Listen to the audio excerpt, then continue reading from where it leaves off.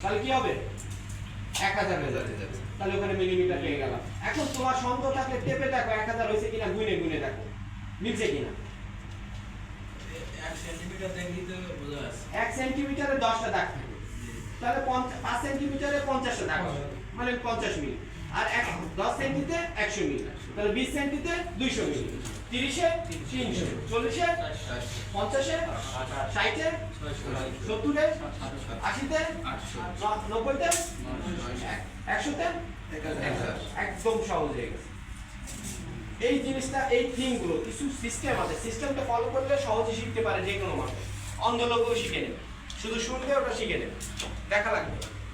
কিন্তু এগুলো ধরে রাখতে হবে, কৌশল আছে, প্রত্যেকটা কাজের কিন্তু কৌশল আছে। একটা মানুষকে খুব তাড়াতাড়ি বোঝানো সম্ভব না। মাস্টার তো অনেকই আছে, কিন্তু অনেক মাস্টার কিন্তু এক এক মাস্টারের এক একটা সিস্টেম আছে বোঝানো। কেউ সহজে বুঝায় নিতে পারে, কেউ লিখতে লিখতে বুঝায় দেয়, কেউ কৌশলে বুঝায় দেয়, খেলতে খেলতে বুঝায় দেয়। প্রত্যেকটা মাস্টার একরকম বোঝাবে না, কিন্তু দেখবে অ্যান্সার একই আসতেছে। যে যেরকমই বুঝাক অ্যান্সার একই হবে।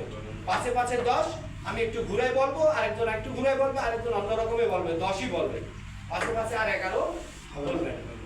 ক্লিয়ার? এই জিনিসটা মাথায় রাখবে। এখন যে সিস্টেমে তোমাদেরকে শেখানো হলো সেটা কিন্তু অন্ধ লোকে পারবে না। এখন কি পারবা তোমরা সবাই? ইনশাআল্লাহ। বের করো তো দেখি, বের করো।